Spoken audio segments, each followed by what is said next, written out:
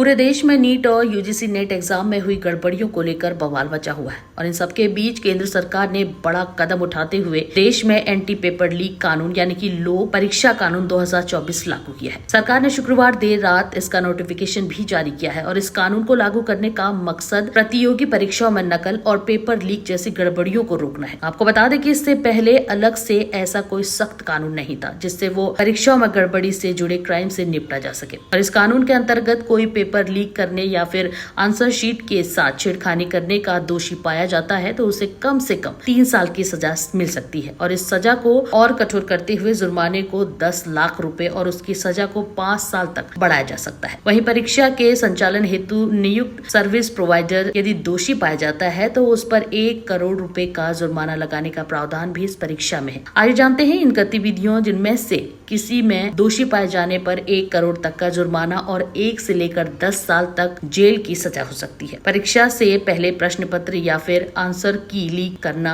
Answer की या paper leak मामले में दूसरों के साथ शामिल होने पर, पैसों की ठगी या फिर धोखाधड़ी करने के लिए फर्जी वेबसाइट बनाने, फर्जी परीक्षा कराने, फर्जी एडमिट कार्ड या फिर ऑफर लेटर जारी करने पर भी सजा का प्रावधान है। स्पष्ट हो गए कि वो डार्क नेट में जो क्वेश्चन है वो यूजीसी नेट की ओरिजिनल क्वेश्चन के साथ मिलता है। तत्क्षणात हम लोगों ने निर्णय किया इसके ऊपर एक उच्च स्तरीय अनुसंधान और सीबीआई इंक्वायरी हो, क्योंकि इन दिनों में टेलीग्राम पे ये न्यूज आता है, ये क्वेश्चन आता है। टेलीग्राम की जो चरित्र है उसको एक उच्च स्तरीय अनुसंधान के बिना उसकी ट्रैकिंग करना अपने आप में एक चुनौती है, आप उसके बारे में जानते हैं।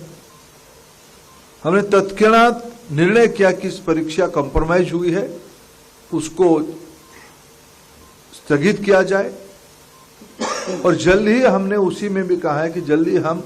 नया तिथि के साथ आएंगे परीक्षा करने के लिए। जहां रहा नीट की सवाल है, नीट में मैं उसको कोई अच्छी बात नहीं मानता हूं, लेकिन मैं फिर विनम्रता से कहना चाहूंगा जो लाखों मेधावी विद्यार्थी बहुत मेहनत से उस परीक्षा को उत्तीर्ण हुए हैं, उनकी भी हितों को हमें ध्यान देना है। जैसे मैंने कहा, मैंने प्रारंभिक सूचना में कहा कि पटना पुलिस की काम सराहनीय है। एक आइसोलेटेड घटना को उन्होंने राउंड अप कर पाया है, कुछ जानकारी और भी आना बाकी है, इसलिए उसको फाइनल कार्रवाई भी हम जल्दी कर देंगे। उस अनुसंधान को हम पुख्ता करना चाहते हैं।